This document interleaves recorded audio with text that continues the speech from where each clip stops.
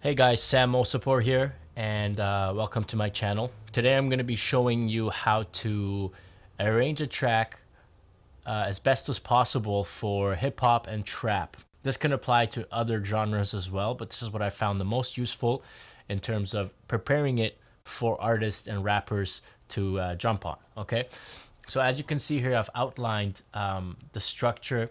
I got 8 bars intro, 8 bars verse, 8 bars hook, 8 bars verse, 8 bars hook, 8 bars verse, 8 bars hook, outro. I've outlined it here as well if you want to take a look while we go over this. So I'm just going to jump through and keep this tutorial real nice and short for you guys, okay? So first things first, what I generally like to do is begin the intro with 4 bars of just melodies. Okay, sometimes I'll filter it in, but in this track I didn't filter it in. So I'll just let you hear that.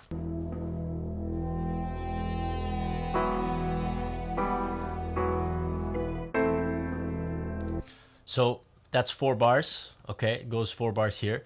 And then I introduce the kick with no sub bass.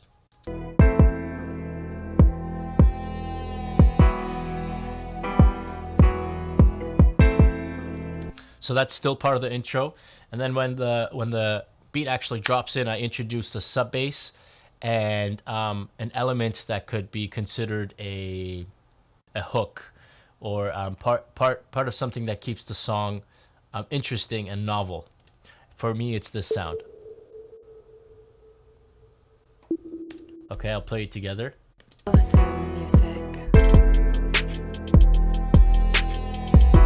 So I bring in the sub bass, snare, and hi-hats after 8 bars, and that would be right here. Okay.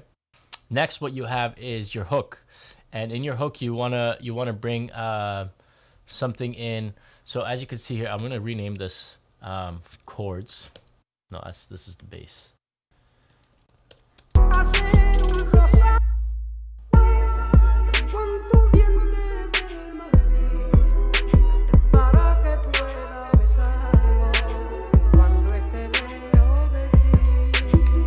Okay, so that's the hook. I use the sample in this case, but you can use other melodies. Chords work usually really well for hooks. Okay, so then I have an 8 bar hook, and what I've done here is I've isolated when the verse finishes, I take out the hi-hats and then I introduce them halfway again, 4 bars in into the hook.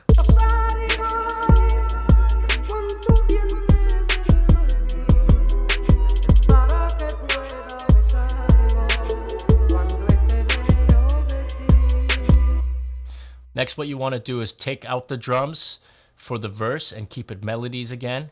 Perhaps a sample or something that could be considered a bridge, but this will be a verse, generally speaking, because you have verse, hook, verse.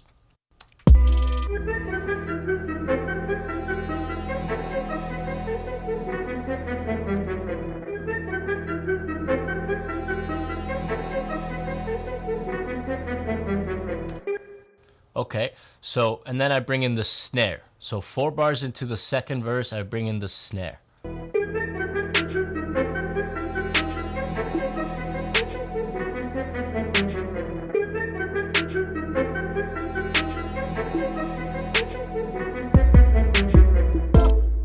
And it goes back into the hook with full-on hi-hat, snare, and the sample that you hear in the back there. So hi-hat, snare, sub bass, kick, got your yeah, chords, okay.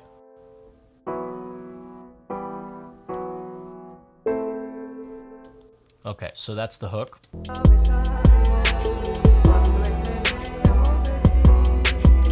Keep that going for 8 bars, and then you go back into the next verse, which I've used a little arpeggio of the same chords and without instruments. So in the verses, I like to isolate the drums and then reintroduce them again. So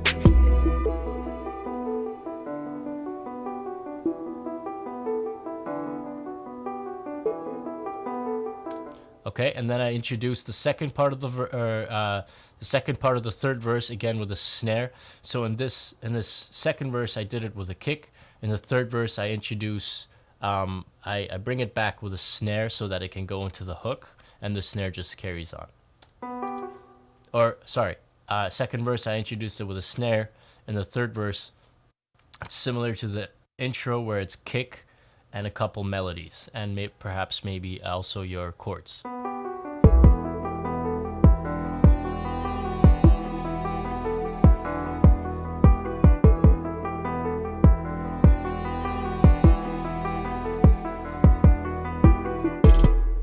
And then it goes back into hook, but this time without the sample, just to differentiate a little bit for the hook, okay? So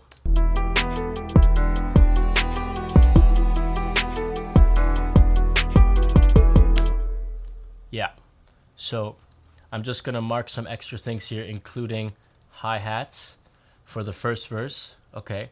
And then the second verse, it is bring snares in halfway, okay? And then you have your hook.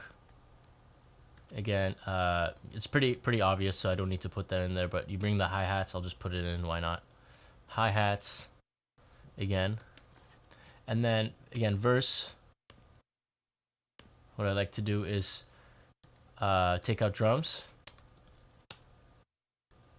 reintroduce kick halfway. So there you have it. And then right after that, you introduce the kick halfway, which you can see right here. And then it goes back into the hook.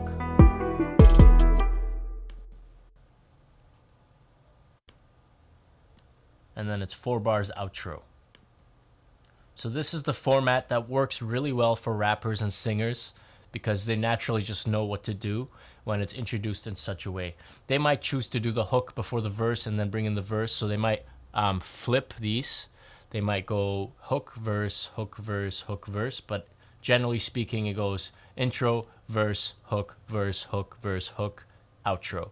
And this I found to be most effective for when we are recording artists so that they can naturally write very easily. And this has been really, really effective for me in my own recording and engineering career.